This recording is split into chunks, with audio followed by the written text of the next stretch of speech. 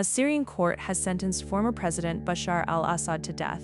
It's the first domestic verdict against the regime, but most defendants were tried in absentia, and the UN is questioning whether the trials were fair. Can justice be both real and fair in the new Syria? The verdicts came over 3 sittings of the Damascus Fourth Criminal Court under Judge Fakhr al-Din al-Arian.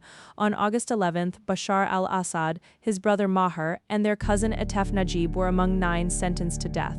A week later, a relative Wasim al-Assad received the same, and on August 24th, former Grand Mufti Ahmad Hassoun, known as the Barrel Bomb Mufti, was given life in prison after a trial that opened in June. In total, 10 people have been sentenced to death. The court convicted them of premeditated murder, including of children under 15, torture that killed, arbitrary detention, kidnapping, and incitement. It described Assad as the highest decision-maker who used state institutions to commit these acts. However, Syria's penal code does not list war crimes or crimes against humanity as separate offenses. The court relied on ordinary articles on murder and torture, an anti-torture law, and constitutional acceptance of international treaty obligations. Most high-level defendants were tried in absentia.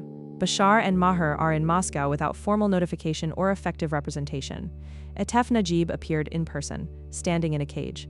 Under Syrian law, an in absentia sentence can be annulled if the defendant is later arrested or surrenders. The United Nations Commission of Inquiry acknowledged the significance of the convictions but stressed fair trial safeguards, including rights to defense and counsel.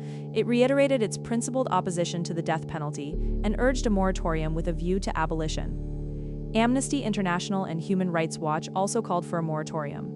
Syrian authorities have defended the trials as public and compliant with the law. Roughly 177,000 enforced disappearances have been documented since 2011. A National Commission for the Missing and a National Commission for Transitional Justice have been created, but the accounting is far from complete. Former officials including Ibrahim Huwaija and Mohammed al-Shar are among those named for future cases. 5.5 million people remain internally displaced. The 2026 humanitarian appeal is only 30% funded. The UN projects double-digit growth this year after the US removed Syria from its list of state sponsors of terrorism, but poverty and inflation persist. An Israeli airstrike on the Abu al-Duhur airbase in Idlib this month was called a deplorable escalation. Any execution faces a lengthy review. Death sentences must go to the Court of Cassation, then a special pardons committee, and finally presidential ratification. So far, no one has been executed. For families of the disappeared, these are the first formal judgments of the old order.